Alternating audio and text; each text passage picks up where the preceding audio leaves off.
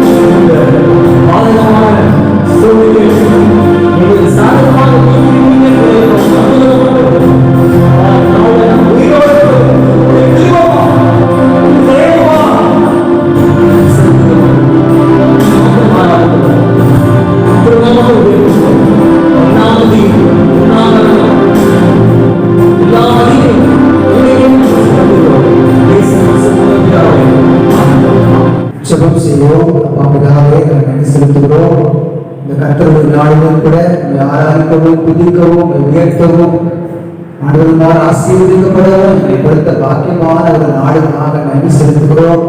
பரிசுத்த ஆவியானவர் தாமே நேரம் முழுவதும் ஆளுகை செய்யப்படியா ஜெபிக்கிறோம். எங்களுக்கு உதவி செய்யப்படியா ஜெபிக்கிறோம். நீங்க மகிழ்ப்படும்படியா ஜெபிக்கிறோம்.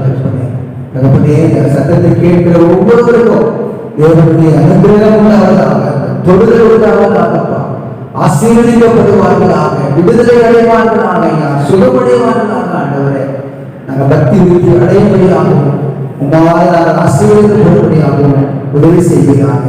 இயேசுவின் நாமத்தில் பிதாவே ஆமென். God bless you. இந்த நாளில் கூட தேவ செய்திக்கு நேராக போகிற நமக்கு செய்தியின் தலைப்பு என்ன அப்படின்னா, விசுவாசத்திலே நடப்பது. Walking in the faith. விசுவாசத்தில் நடப்பது, விசுவாசத்திலே வாழ்வது. நம்ம விசுவாசத்திலே வாழ்வதற்காக அழைக்கப்பட்டிருக்கிறோம். நம்ம வாழ்க்கையே விசுவாச வாழ்க்கை. விசுவாச வாழ்க்கைன்னா வேற மாதிரி கூட ஒன்றுமே இல்லாம அப்படியே ஒன்று போயிட்டே இருக்கிற மாதிரி இல்லை. நம்ம குடும்பத்திலேயே உத்தியோகத்துக்கு போகலாம், வியாபாரம் செய்யலாம், தொழில் செய்யலாம், குடும்பத்தை நிர்வாகம் பண்ணலாம், என்ன செஞ்சாலும் சரி அடிப்படை தேவன் மேல் இருக்கிற விசுவாசம். தேவனை நம்புவது, எல்லாவற்றுக்கும் தேவனை நம்புவதற்கு பேர் தான் விசுவாசத்தில் நடப்பது. பவுல் சொல்கிறார், நான் தரிசித்து நடவாமல் விசுவாசித்து நடக்கிறோம் என்று சொல்கிறார். ஒரு வசனத்தை வாசிக்கலாம். மார்க்கு புஸ்தகம் 13ஆம் அதிகாரம் 24ஆம் வசனத்தை நான் உங்களுக்காக வாசிக்கிறேன். ஆதலால் நீங்கள் ஜெபம் பண்ணும்போது நீங்கள் எவைகளை கேட்டுக் கொள்வீர்களோ அவைகளை பெற்றுக்கொள்வோம் என்று விசுவாசிகள், அப்பொழுது அவைகள் உங்களுக்கு உண்டாகும் என்று சொல்கிறேன். நீங்கள் நின்று ஜெபம் பண்ண போது ஒருவர் பேர் உங்களுக்கு யாதொரு குறை உண்டாயிருக்குமானால் பரலோகத்தில் இருக்கிற பிதா உங்களுக்கு தப்பிதங்களை உங்களுக்கு மன்னிக்கும்படி அந்த குறைவை அவருக்கு மன்னியுங்கள். விசுவாசமும் மன்னிப்பது எல்லாம் ஒன்றொன்று இணைந்தது. நாம் விசுவாசிக்கிறவர்கள். இயேசு கிறிஸ்து பூமிக்கு வந்தாரு. வந்து எந்த மனுஷனையும் பிரகாசிக்கிற விஞ்ஞான ஒளியாக வந்தார். நம்ம இருளில் இருந்தோம், பாவத்தில் அக்கிரமத்தில் இருந்தோம், தேவனை அறியாதவர்களா இருந்தோம், தேவனுக்கு சத்துருக்களா இருந்தோம், தேவனை தேடாதவர்களா இருந்தோம். இதெல்லாம் வேதம் சொல்லுகிறது. சுய நீதி உள்ளவர்களா இருந்தோம். நாம் ஏதோ பெரிய பக்திமான்கள் என்று நினைத்துக் கொண்டிருந்தோம், நம்ம நல்லவர்கள் நினைத்துக் கொண்டிருந்தோம். அதுக்கு பேர் தான் சுய நீதி. ஆனா தேவனுடைய பார்வையில நாம் ஒன்றுமே இல்லாதவர்களா, தேவனுக்கு தேவன் அற்றவர்களா இருந்தோம். ஆனா தேவன் நம்மை இரக்கம் பாராட்டி அவர் இந்த பூமிக்கு வந்து எந்த மனுஷனையும் பிரகாசிக்கிற, எப்பேற்பட்ட இருளிலே இருந்தாலும் எப்பேற்பட்ட தோல்வியிலே இருந்தாலும் அந்த மனுஷனை பிரகாசிக்க செய்கிற, ஜெயம் கொடுக்கிற தேவன் நமக்காக இயேசு கிறிஸ்து இறங்கி வந்தார். அதே யோவான் சுவிசேஷம் 1 அதிகாரத்துல அவர் நாமத்தின் மேல் விசுவாசம் உள்ளவர்களாய் அவரை ஏற்றுக்கொண்டவர்கள் எத்தனை பேர்களோ அத்தனை பேர்களும் தேவனுடைய பிள்ளைகளாகும்படி அவர்களுக்கு அதிகாரம் கொடுத்தார். விசுவாசம் வாழ்க்கையில் துவக்கமே விசுவாசம். விசுவாசம் என்பது இருதயத்துல ஒரு நம்பிக்கை கொண்டிருப்பது மாத்திரம் அல்ல, அது செயலிலே வருவது, வார்த்தையிலே வருவது, வாழ்வது. விசுவாசிக்கிறவங்க சந்தோஷமா இருப்பாங்க. ஏன்னா நம்ம தேவன் எனக்கு தகப்பனாக இருக்கிறார், அவர் எனக்கு உதவி செய்வார், நான் கேட்கிறதை விட அதிகமாக எனக்கு செய்வார் என்ற நம்பிக்கையோடு உறுதியோடு இருப்பதுதான் விசுவாசம். விசுவாசிக்கிறவங்க பயப்பட மாட்டாங்க. தேவன் நமக்கு பயமுள்ள ஆவியை கொடாமல், அப்பா பிதாவை என்று கூப்பிடப்படுகிற புத்திர ஸ்வீகாரத்தின் ஆவி கொடுத்திருக்கிறார். தேவன் நமக்கு பயமுள்ள ஆவி கொடாமல் பலமும் அன்பும் தெளிந்த புத்தியுள்ள ஆவி கொடுத்திருக்கிறார். விசுவாசிக்கிறவங்க பயப்படுகிறது இல்லை, விசுவாசிக்கிறவங்க கவலைப்படுகிறது இல்லை. நமக்கு பயப்படுகிறது போல, கவலைப்படுகிறது போல சந்தர்ப்பங்கள் வரும்பொழுது, பயம் வந்து உங்கள் கதவை கட்டும் பொழுது நீங்க போய் கதவை திறக்காதீங்க, உங்கள் விசுவாசத்தை அனுப்புங்க. அந்த விசுவாச கதவை திறக்கும் பொழுது பயமும் கவலையாக இருக்காது. விசுவாசத்தினாலே நீதிமான் பிழைப்பான். உங்கள் விசுவாசமே உலகத்தை ஜெயிக்கிற ஜெயம். நமக்கு ஜெயம் கொடுக்கிற தேவனுக்கு ஸ்தோத்திரம் என்ற வார்த்தைக்கு அடுத்ததாக வருவது உங்கள் விசுவாசமே உலகத்தை ஜெயிக்கிற ஜெயம். எதுவுமே விசுவாசத்துக்கு ஜெயம் கொடுக்கிற விசுவாசத்துக்கு இணையாக ஒன்றுமில்லை. விசுவாசம் தான் உலகத்தை ஜெயிக்கிற ஜெயம். தேவன் ஜெயம் கொடுக்கிறவர். அதுக்கு இணையான வசனம் உங்கள் விசுவாசமே உலகத்தை ஜெயிக்கிற ஜெயம். அல்லேலூயா. விசுவாசம் வெறும் பேச்சில் மாத்திரம் இல்லை, நம்பிக்கை நம்புறது மாத்திரம் இல்லை. இந்த வேத புஸ்தகத்தை கையில் வைத்துக் கொள்வது கூட ஒரு விசுவாசம். இந்த காலத்துல மொபைல் போன் வந்துடுச்சு, கம்ப்யூட்டர் வந்துடுச்சு, லேப்டாப் வந்துடுச்சு, ஐபேட் என்னமோ சொல்றாங்க. அதிலே இருக்கு பைபிள். பைபிள் எங்க கேட்டா செல்போனை காட்டுறாங்க. உண்மைதான், எல்லார்ட்டே இருக்கு. ஆனா செல்போன்ல பைபிள் படிக்க கூடாதுன்னு இல்லை. இந்த வேத புஸ்தகம் தேவன் நமக்கு கொடுத்திருக்கிறார். இந்த வேத புஸ்தகத்தை ஆலயத்துக்கு கொண்டு வரும்போது கொண்டு வரணும். நல்ல ஒரு நல்ல சைஸா இருக்கணும். ரொம்ப மினி சைஸ்ல படிக்கவே முடியாது. அந்த பைபிள் அந்த சின்ன எழுத்து யாராலையும் படிக்க முடியாது. ஆனா அதை சும்மா கையில் வச்சுக்கிட்டு மாத்திரம் தான் பயன்படுத்துவாங்க. ஆனா அதை கொண்டு வந்துடக்கூடாது. நல்ல ஒரு பைபிளை வேற ஆலயத்துக்கு கொண்டு வரணும். நாட்டில் ஆலயத்துக்கு பைபிள் கொண்டு வருது, கையில் சீட்டு வராங்க. பைபிள் எங்க கேட்ட செல்போன் காட்டுற, எல்லாரும் பைபிள் உயர்த்துங்க அப்படின்னா செல்போன் தூக்கி காட்டுறாங்க. ஆனா அது ஒரு விசுவாசத்துக்கு அழகே இல்லை. யூஸ் பண்ணலாம். நான் கூட உபயோகப்படுத்துறேன். நான் கூட கண்ணாடி போட்டுக்கிறேன். பிரயாணங்கள்ல இருட்டா இருக்கும். அப்போ நான் போன்ல இருந்து எடுத்து வாசிக்கிற வசதியா இருக்கு. எத்தனையோ வசதிகள் இருக்கு. ஆனா இந்த வேத புத்தகம் நம்ம கைக்கு வருவதற்கு தேவன் எவ்வளவு பெரிய தியாகத்தை செய்திருக்கிறாரு. எத்தனை ஊழியக்காரங்க, எத்தனை மிஷினரிகள் தங்கள் உயிரை கொடுத்துட்டாங்க, தங்கள் குடும்பங்களை இழந்துட்டாங்க, தங்கள் சொத்துக்களை ஆஸ்திகளை இழந்துட்டாங்க, தங்கள் நாடுகளை இழந்துட்டாங்க. அப்பேற்பட்ட பெரிய தியாகம், விலை மதிக்க முடியாத தியாகங்களை செய்து இந்த வேத புத்தகம் நம்ம ரொம்ப வசதியா கைக்கு அடக்கமா நாம் கை வந்திருக்கு. அதனால நவீன காலத்துல எத்தனை விதமான முன்னேற்றங்களும் விஞ்ஞானங்கள் வந்தாலும் கூட வேத புஸ்தகத்தை மாத்திரம் நாம விலக்கிடக்கூடாது, இதை தூக்கி எரிஞ்சிடக்கூடாது. இது நம் கையில இருப்பதுதான் நமக்கு கொடுக்கப்பட்ட ஒரு கனம். இது ஒரு விசுவாசத்துக்கு அடையாளம். நான் இந்த வேத புத்தகத்தை விசுவாசிக்கிறவன். இதுல இது தேவனுக்கு சமமானதுன்னு சொல்லிட்டாரு. ஆனா அது சரியா தப்பான்றது விவாதம் வேற. தேவனே இருக்கிறாருன்னு சொல்றாரு, அது சரியா தவறானது வேற. ஆனா தேவனுடைய வார்த்தை, என்னை தேவனுக்கு சேர்த்த வார்த்தைகளில் இருக்கிறது மாத்திரம் உண்மை. இந்த வார்த்தையை வேத புஸ்தகத்தை வாசித்ததுனாலதான் நான் இன்றைக்கு தேவனுடைய பிள்ளையா இருக்கிறேன். அடுத்த தேவனுக்கு ஊழியம் செய்யல. அதனால தயவு செய்து ஆலயத்துக்கு வந்தாலும் சரி, ஒரு சின்ன ஜெப கூட்டத்துக்கு போனாலும் சரி, இந்த பேக்ல இருக்கிறீங்களோ இல்லையோ, ஆனா இதை கையில கொண்டு வருகிறது தான் விசுவாசத்துக்கு அடையாளம். அல்லேலூயா.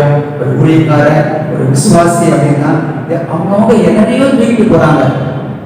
தேவ பக்தியா இருக்கிறோம்னு சொல்லி அதெல்லாம் இங்க லைட்ல நம்ம சொல்ல முடியாது, மீடியாவில் நம்ம சொல்ல முடியாது. ஆனா நாம புரிஞ்சிருக்கோம். என்னென்னமோ தூக்கிட்டு போறாங்க, என்னென்னமோ அடையாளங்கள் வச்சிருக்காங்க. வெட்கப்படுகிறதே இல்லை, வெட்கப்படுகிறதே இல்லை. ஆனா நாம் இந்த பைபிளை தூக்கிட்டு வர்றது வெட்கத்துக்கு அடையாளம் இல்ல, இது கனத்திற்கு அடையாளம். இது நமக்கு கொடுக்கப்பட்ட ஒரு பெரிய கௌரவம், பெரிய உயர்வு. தயவு செய்து உங்க வீடுகளில இந்த வேதாகமம் முக்கியமான இடத்துல இருக்கணும். வீட்டுக்குள்ள வர்றவங்க கண்கள்ல முதலாவது வேத புஸ்தகம் படணும். வீட்டுல 2 பேர் இருந்தாங்க, 4 பேர் இருந்தாங்க, எத்தனை பேர் இருந்தாங்க, அத்தனை பேருக்கும் ஒவ்வொரு வேதாகமும் நல்ல நிலைமையில இருக்கணும். கிழிஞ்சு இருக்க கூடாது, பயன்படுத்த முடியாத நிலையில இருக்க கூடாது. நல்ல அழகா நல்ல நிலைமையில ஒவ்வொருவருக்கும் ஒரு வேத புஸ்தகம் இருக்கணும். சின்ன குழந்தைங்க கூட அந்த பேரை எழுதி அவங்களுக்கு நீங்க வேதாகமத்தை கொடுக்கணும். இதுதான் நீங்க கொடுக்கிற ஒரு பெரிய பொக்கிஷம், ஒரு பெரிய பரிசு, விலை மதிக்க முடியாத செல்வம் இந்த வேத புத்தகம். தயவு செய்து ஒரு நல்ல தீர்மானம் எடுப்போம். இந்த நவீன காலம் இப்போ நம்மளோட ஆலயம் கூட்டி இருக்குது, ஆலயம் தான் கூட்டி இருக்கு. நம்ம மீடியா மூலமா, யூடியூப் மூலமா, பேஸ்புக் மூலமா, பல வழிகளில கான்ஃபரன்ஸ் போன் மூலமா ஜெபம் பண்றோம். நல்லது, தேவனுக்கு ஸ்தோத்திரம்.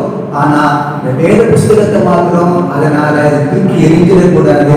இது நமக்கு ரொம்ப வெளியேற பெற்ற பொக்கிஷமாக, நம்ம வீட்டில் இருக்கிற எல்லா பொருட்களை விட அதிக வெளியேற பெற்றது வேத புஸ்தகம் ஆலயத்துக்கு கொண்டு வரும்பொழுது கை வீசிட்டு வரக்கூடாது. இந்த வேத புஸ்தகத்தை பேக்ல வச்சு கூட கொண்டு வரக்கூடாது. என்ன கேட்டீங்கன்னா கையில கொண்டு வரணும். ரோட்ல போகும்போது பார்க்கணும். பாருங்க, நம்ம வேத புஸ்தகத்தை கொண்டு போறாங்க. அவங்க தேவனுடைய பிள்ளைங்க, அவங்க கேரக்டர் பாருங்க, அவங்க வாழ்க்கையில இயேசு செய்கிற அற்புதங்களை பாருங்க. ஒரு காலத்துல ரொம்ப கஷ்டப்பட்டவங்களா இருந்தாங்க. இன்னைக்கு ஒரு நல்ல நிலைமைக்கு வந்ததுக்கு காரணமே அந்த வேத புஸ்தகத்தை கொண்டு போறதுனாலதான் அவங்க சாட்சி சொல்லுவாங்க.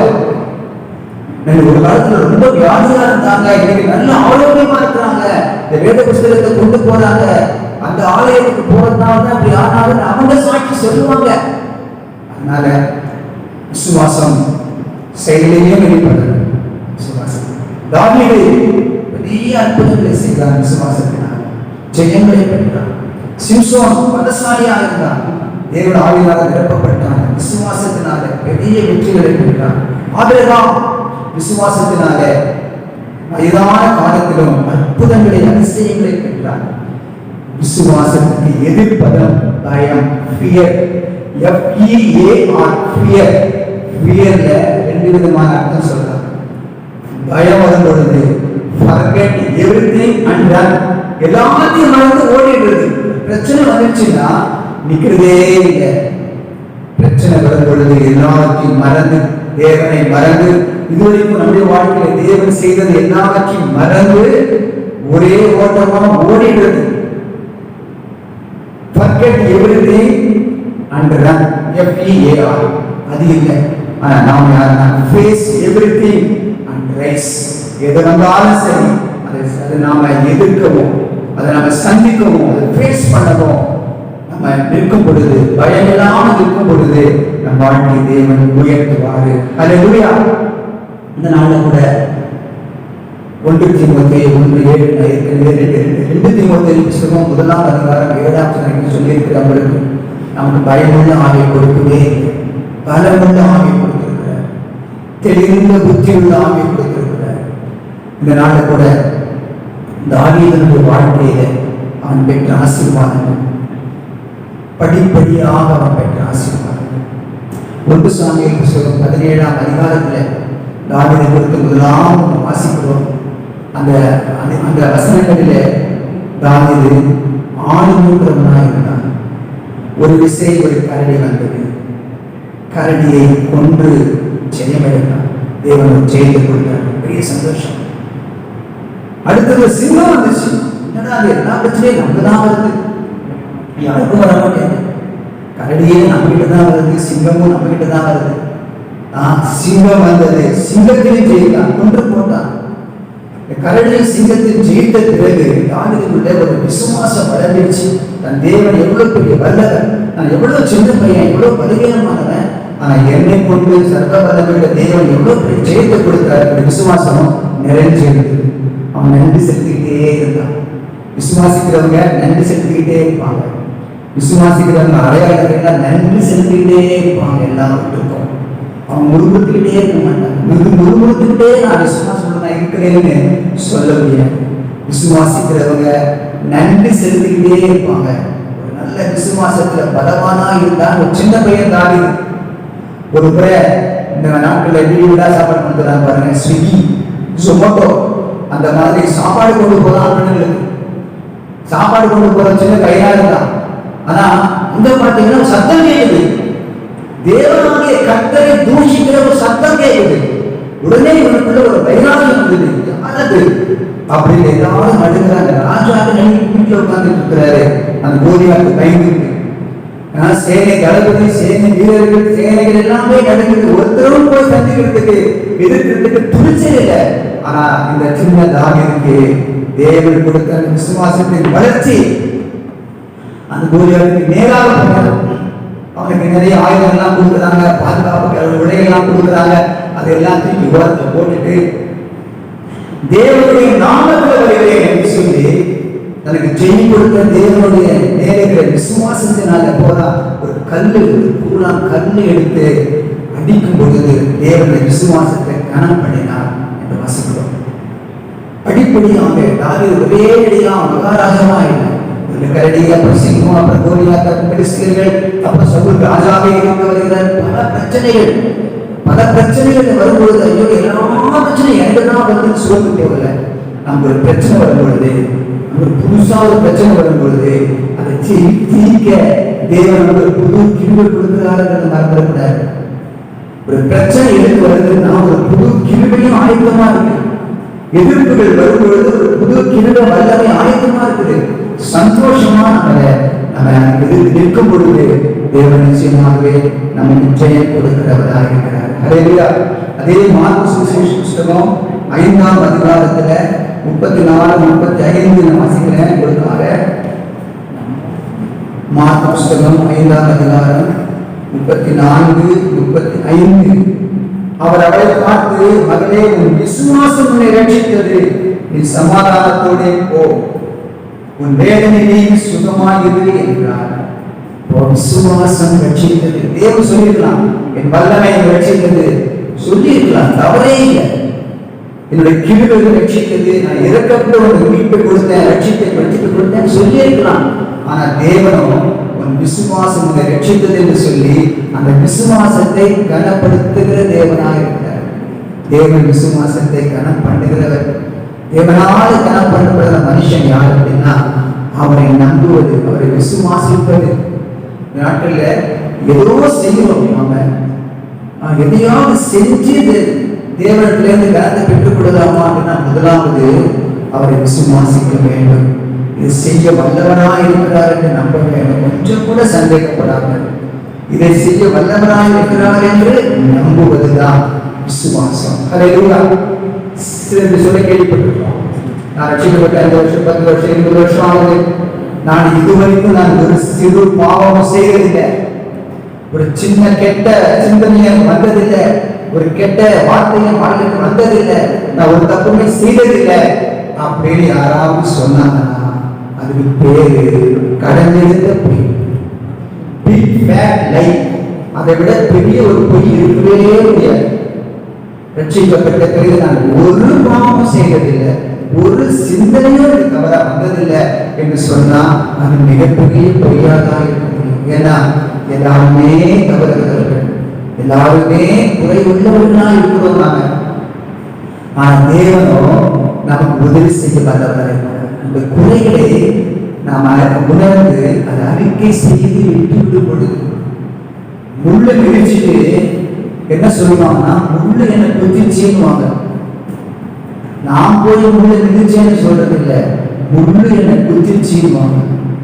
ஆளுங்க வீட்டு போட்டு குண்டாயிட்டாங்கன்னா சட்டை, இவர் குண்டாயிட்டான்னு சொல்ல மாட்டாரு, சட்டை சிறிதாயிடுச்சுவாங்க. பழி எப்பவுமே நம்ம இயற்கையிலே பழைய மற்றவங்க தான் நம்ம போடுவோம். நாம நம்முடைய குறைகளை சொல்றது இல்லைன்னா அப்படி இருக்கக்கூடாது.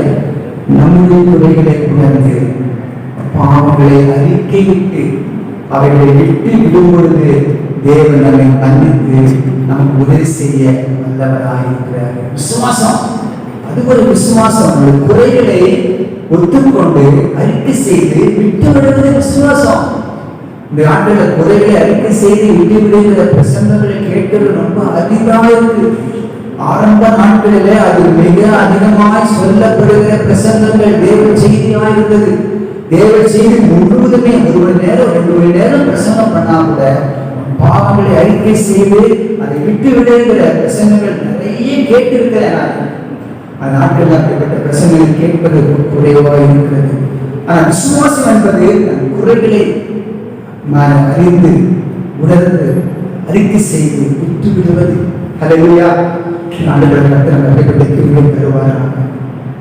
விசுவாசம் என்பது இல்லாதவர்களை பார்க்கும், தேவன் இல்லாதவர்களை காண்கிறவர். ஒன்றுமில்லாமல் இருந்து எல்லாருக்கும் உண்டாக்கினவர். நமக்கு இருக்கிற விசுவாசம் தேவனிலிருந்து வந்த விசுவாசம், நம்ம விசுவாசம் அல்ல, நாம உருவாக்கினது அல்ல. நமக்கு இருக்கிற விசுவாசம் தேவனிடத்திலிருந்து வந்தது. அது தேவனுடைய விசுவாசம். அந்த தேவனுடைய விசுவாசம் நமக்குள்ள இருக்கும்போது விசுவாசம் என்ன செய்யும்னா இல்லாதவர்களை பார்க்கும். Faith sees invisible things. விசுவாசம் என்பது இல்லாதவர்களை பார்க்கும். விசுவாசம் என்பது நம்பவே முடியாதவர்களையும் நம்பும். இதெல்லாம் நம்பவே முடியாதுங்க, இதெல்லாம் நடக்கிறதுக்கான வாய்ப்பே இல்லை. நம்பவே முடியாது. ஆனா விசுவாசம் என்பது நம்ப முடியாதவைகளையும் நம்பும். Faith believes unbelievable things. அடுத்தது விசுவாசம் என்பது முடியாதவைகளை கூட பெற்றுக்கொள்ளும். Faith receives impossible things. இதெல்லாம் முடியவே முடியாது, இதெல்லாம் கூடவே கூடாது, impossible அப்படின்னு சொன்னாலும் விசுவாசம் என்பது அப்படிப்பட்டவைகளையும் பெற்றுக்கொள்ளும். அப்படிப்பட்ட விசுவாசத்தை தேவன் நமக்கு தந்திருக்கிறார். அல்லேலூயா. நம்ம விசுவாசத்துல பலனடைந்து இருக்கிறோம். எனக்கு விசுவாசம் இல்லைன்னு சொல்லக்கூடாது. நமக்குள்ள விசுவாசம் இருக்குது, அது தேவன் கொடுத்தது. அந்த விசுவாசத்திலே பலப்படணும். விசுவாசத்திலே விசுவாசம் அடைய தேவன் நமக்கு உதவி செய்கிறார். விசுவாசத்திலே நடப்பது விசுவாசத்தை உடையவர்களாக இருப்பது. எப்பொழுதுமே பரிசுத்த ஆவியானவருடைய ஆளுகைக்குள்ளாக இருப்பது. அதுதான் நம்ம வாழ்க்கையில் அநேக அற்புதங்களை செய்யும். Control of Holy Spirit. நம்ம யார் கண்ட்ரோல் பண்றாங்க? ஃப்ரெண்ட்ஸ் கண்ட்ரோல் பண்றாங்க. இந்த உலகம், டிவி, மீடியா இதெல்லாம் கண்ட்ரோல் பண்றாங்க. நம்ம கண்ட்ரோல் பண்றது யார்? நம்ம நடத்துறது யார்? நம்ம கட்டுப்படுத்துறது யார்? தேவனுடைய ஆவியானவர் தான் நம்ம கண்ட்ரோல் பண்றாரு, நடத்துறாரு. தினமும் அற்புதம் நடக்கும், தினமும் அதிசயங்களை பார்க்கலாம், இல்லாதவர்களை பார்க்கலாம், முடியாதவர்களை பெற்றுக்கொள்ள முடியும். யாரானாலும் சரி, இவ்வளவு சின்ன ஆளா இருந்தாலும் சரி, எப்பேற்பட்டவனா இருந்தாலும் சரி, பரிசுத்த ஆவியானவராலே கட்டுப்படுத்தப்படும் பொழுது, நடத்தப்படும் பொழுது சர்வ சாதாரணமா இயற்கைக்கு மேலானவைகளை, சூப்பர் நேச்சுரல், இயற்கைக்கு மேலானவைகளை நம்ம தினமும் சர்வ சாதாரணமாய் பெற முடியும். தேவன் இயற்கைக்கு மேலானவர், சூப்பர் நேச்சுரல். அவர் விசேஷமானவர், சர்வ வல்லமையுள்ளவர், சிருஷ்டிகர்த்தர்.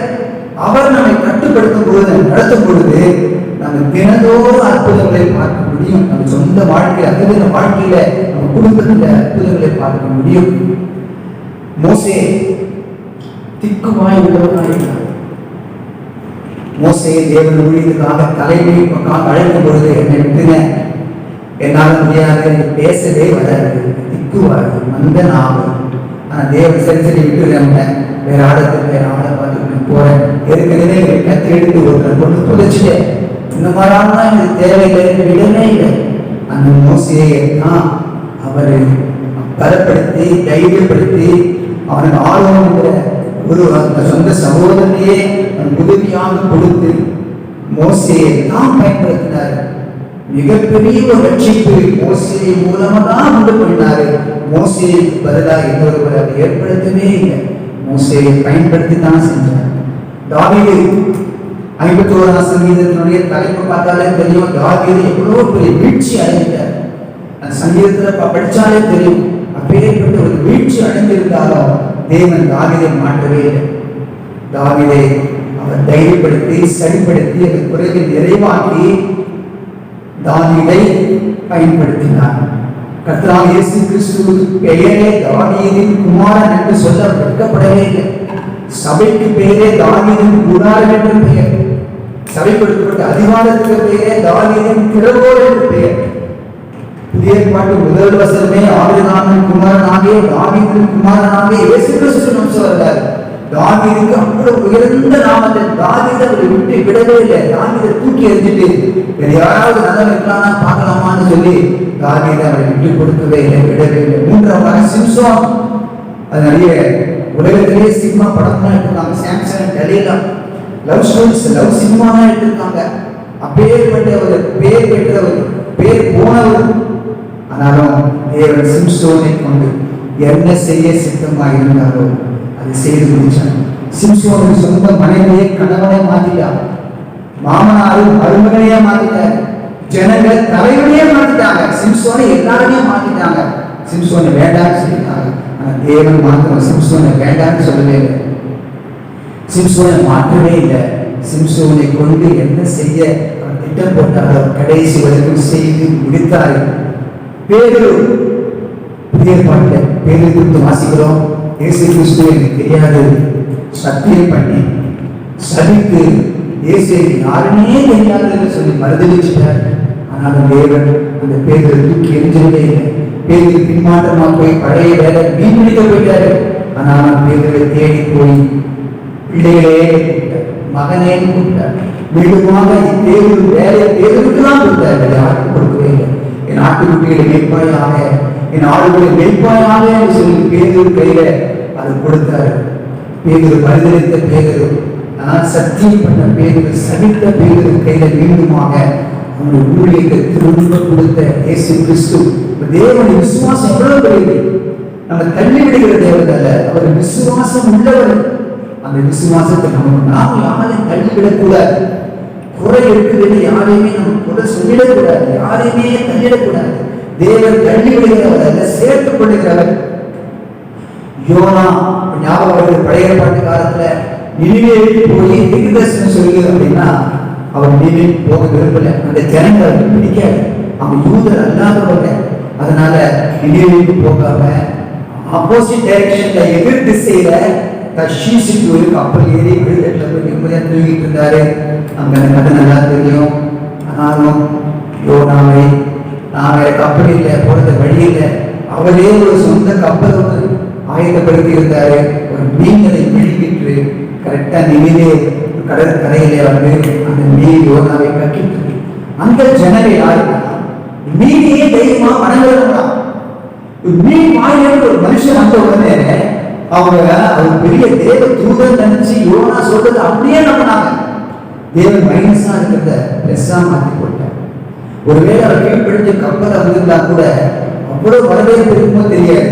ஆனா மீன் வாயிலிருந்து வந்த யோனாவை பார்த்த உடனே அவன் ராஜா முதற்கொண்டு எல்லாருமே யோனா சொன்ன வார்த்தைகளை தெய்வமாக்கா என்று மனம் திரும்பினாங்க என்று வாசிக்கிறோம். அதனால் தேவன் விசுவாசம் உள்ளவர். நமக்கு இன்னும் குறைகள் வரும்போது நம்ம இழந்து போயிடும், விழுந்து போயிடும், மனம் அடிந்து போயிடும். என தேவன் கை விட்டார். நான் இப்பேற்பட்ட குறையுள்ளவன், என்னை தேவன் ஆசீர்வதிக்க முடியாது, இப்படிப்பட்டவன் நான், தேவன் என்னை பயன்படுத்த முடியாது, வேற யாராவது பயன்படுத்துவார், என்னை பயன்படுத்த முடியாதவரால நான் இப்படிப்பட்ட குறையுள்ளவன் சொல்லி நம்ம விசுவாசத்தை இழந்து போகிறோம், நம்பிக்கையை இழந்து போகிறோம். ஆனா தேவன் விசுவாசம் உள்ளதா இருக்கிறார். நம்ம மேல விசுவாசம் உள்ளது, உங்க மேல விசுவாசம் உள்ளதா இருக்கிறார். அவர் உங்களை நம்புகிறார். நிச்சயம் எவ்வளவு குறை இருந்தாலும், எவ்வளவு தவறு இருந்தாலும் உங்களை அவர் நம்புகிறார். உங்களால செய்ய வைக்க முடியும், உங்களால் பயன்படுத்த முடியும்னு சொல்லி தேவன் உங்கள் மேல ஒரு பெரிய நம்பிக்கை வச்சிருக்கிறார். அவர் நம்பி கொடுத்த உண்மையில் போக சொல்றார். நான் தகுதி இல்லாமல், ஆனா தேவனை நம்பி கொடுத்தால் ஊழியத்தை நம்ம தகுதி உண்மையை உணர்கிறோம். எனக்கு தகுதியே இல்லைன்னு அடிக்கடி சொல்லுவோம். ஜெபம் பண்ண சொன்னா பண்றதில்லை, ஒரு பாட்டு பாட சொன்னா வேண்டாடுறாங்க, ஏதாவது சாட்சி சொன்னா எனக்கு தகுதி இல்லைன்னு சொல்லிடுறாங்க. ஆனா தேவன் உங்கள் தகுதியை பார்க்கிறார், உங்களுக்கு ஒரு தகுதியை பார்க்கிறார். அவர் உங்களை விசுவாசிக்கிறார், நம்புகிறார், உங்களுக்கு ஒரு விசுவாசத்தை ஏற்படுத்தியிருக்கிறார். ஆனால் இந்த நாள்ல கூட தேவன் நம்மை நம்புகிறார், நம்ம பிள்ளையா ஏற்றுக்கொண்டிருக்கிறார். நாம செய்ய வேண்டியதெல்லாம் நான் பிள்ளையா இருக்கிறேன், அந்த நம்பிக்கை உறுதியா இருக்கும். என் தகப்பனாவது, என் அப்பாவது அந்த நம்பிக்கையை ஒருபோது விடாதவை. பிள்ளை நான் அவர் பிள்ளையா இருக்கிறேன், எனக்கு அவர் செய்வாரு என்கிற உறுதி, இதுதான் விசுவாசம். நான் அவர் பிள்ளையா இருக்கிறதுனால எனக்கு அவர் செய்வார். நான் கேட்டதை எனக்கு அவர் கொடுப்பாரு, என்னை அவர் பயன்படுத்துவார், என்னை மகிமைப்படுத்துவார், என் மூலமே அவர் மகிமைப்படுத்துவார், என் வாழ்க்கையை ஆசீர்வதிப்பார், எல்லாருக்கும் என்ன என்னை எல்லா விதத்திலுமே உயர்த்துவார். என்னை ஆவிக்குரிய ரீதியிலையும், குடும்பத்திலையும், பொருளாதாரத்திலையும் நான் கீழே இறங்கி போக விடமாட்டார் தேவன். என்னை வாழாதான் இருக்க மாட்டேன், தலையாதான் வைக்க செய்வார். நான் கீழாய் போக மாட்டேன், என்னை மேலாதான் வைப்பாரு என்கிற நம்பிக்கையோடு விசுவாசத்தோடு கூட இந்த நாடுல தகப்பன் மேல ஒரு விசுவாசம், தகப்பன் மேல ஒரு விசுவாசம். தகப்பன் எனக்கு ஒரு தகப்பன் இல்ல, அந்த சராசரங்களை படைத்து சிருஷ்டி கர்த்தர், ஆனால் எனக்கு அவர் சொந்த தகப்பனாயிருக்கிறார், எனக்கு அவர் செய்வார் என்ற விசுவாசத்தை இந்த நாளில் பெற்றுக்கொள்வோம். விசுவாசமான வார்த்தைகளை பேசுவோம். அந்த வார்த்தைகளை மற்றவர்கள் கேட்கும் பொழுது விசுவாசம் அவங்களுக்குள்ள வரணும், அவங்க விசுவாசத்தை அடையணும். நம்பிக்கையுள்ள வார்த்தைகளை பேசணும், விசுவாச வார்த்தைகளை பேசணும், விசுவாசத்துல செயல்படணும். விசுவாசத்தினால கிரியைகள் வெளிப்படும், நற்கிரியைகள் வெளிப்படும். சோம்பேறிகளுக்கான தேவன் அல்ல, நற்கிரியைகளை செய்வதற்காக தேவன் விசுவாசத்தை கொடுக்கிறார். விசுவாசிக்கிறாங்க, சந்தோஷமா நல்ல கிரியைகளை செய்வாங்க, சுறுசுறுப்பா இருப்பாங்க, நல்ல உழைப்பாங்க. படிப்பு, உத்தியோகம், வியாபாரம், ஊழியம் எதுவானாலும் சரி நல்ல விசுவாசம் உள்ளவங்க சந்தோஷமா ஸ்தோத்திரத்தோட கூட அவங்க வேலைகளை சந்தோஷமா செய்வாங்க. நிச்சயமாகவே அவர் கையிற்கிடையே எல்லாவற்றையும் தேவன் ஆசீர்வதித்தனால கூட விசுவாசத்திலே நடக்க தீர்மானம் எடுப்போமா? விசுவாசத்தின் ஆவியை நிரப்புகிறார். நம்முடைய பரிசுத்த ஆவியானவர் விசுவாசத்தின் ஆவியானவர், பலத்தின் ஆவியானவர். இதனால கூட நம்ம ஜெபம் பண்ணி அர்ப்பணிக்கலாமா? விசுவாசத்தின் ஆவியை எனக்கு தந்திருக்கிறதுக்காக ஸ்தோத்திரம்னு சொல்லுங்க. என்னை நீங்க நம்புறதுக்காக ஸ்தோத்திரப்பா, என்னை நீங்க பயன்படுத்துவீங்கிறதுக்காக ஸ்தோத்திரம் செலுத்துகிறப்பா. என்னை ஆசீர்வதிங்கப்பா, நான் ஒப்பு கொடுக்குறேன், அர்ப்பணிக்கிறேயா, என்னை மன்னிங்க. நான் இனிமே அவிசுவாசப்பட மாட்டேன், அவநம்பிக்கையா இருக்க மாட்டேன். நான் விசுவாசிக்கிறப்பா, என்னை கொண்டு நீங்க பெரிய காரியங்கள் செய்ய உமால ஆகும். என்னையும் நீங்க பயன்படுத்துவீங்க என்று நான் அர்ப்பணிக்கிறேன்னு சொல்லி நம்ம ஜெபம் பண்ணலாமா? அர்ப்பணிக்கலாமா? ஜெபிக்கலாமா? அப்பா பிதாவே, இந்த நாள்ல கூட எங்க தேவன் மாத்திரமே எங்க சொந்த தகப்பனா இருக்கிறேன். எங்களுக்கு நீ கொடுத்த விசுவாசம் பரலோகத்திலிருந்து வந்தது. எங்க விசுவாசம் பூமியிலிருந்து வந்ததில்ல, உலகத்திலிருந்து வந்ததில்ல, மனுஷ ஞானத்திலிருந்து வந்ததில்லப்பா. எங்களுக்கு கொடுக்கப்பட்ட விசுவாசம் தேவனிடத்திலிருந்து வந்த தேவ விசுவாசம். அந்த விசுவாசம் இந்த உலகத்தை ஜெயிக்கும். இது எங்களை பயன்படுத்துகிறேன், எங்களை ஆசீர்வதிப்பு. நாங்கள் எழுந்து போனீங்களால் திரும்ப பொறுப்பு என்ற அந்த நம்பிக்கையோடு நாங்கள் விசுவாசிக்கிறோம், அர்ப்பணிக்கிறோம். ஐயா, இந்த வார்த்தைகளை கேட்க ஒவ்வொருவருமே விசுவாசத்தின் ஆவியானவர் இறங்குவார். அவளை பலப்படுத்துவதாக, அவள் பலவீனங்கள் நீங்குவதாக, அவள் சோர்வுகள் விலகுவதாக, அவள் பயங்கள் கவலைகள் விலகி போவதாக, அவள் சரீரத்தில் வியாதிகள் எல்லாம் மறைந்து போவதாக, சுகமடைவார்களாக. எல்லா குறைவும் நிறைவாக்குகிற சர்வ வல்லமையுள்ள தேவன் ஆசீர்வதிக்க முடியாது சொல்லுங்கள். இயேசு நாமத்தில் நம்பினார். எல்லாரும் சொல்லுவோம், என் ஆத்துமாவே கர்த்தரை ஸ்தோத்திரி, என் முழு உடலே அவருடைய பரிசுத்த நாமத்தை ஸ்தோத்திரி. என் ஆத்துமாவே கர்த்தரை ஸ்தோத்திரி, அவர் செய்த சகல உபகாரங்களையும். நமக்கு நாம் இயேசு கிறிஸ்துவின் கிருபை, பிதாவாகிய தேவனுடைய அன்பு, பரிசுத்த ஆவியானவருடைய அன்பினோடு ஐக்கியமும் பாதுகாப்பும் ஒவ்வொருவரோடும் என்றென்றைக்கும்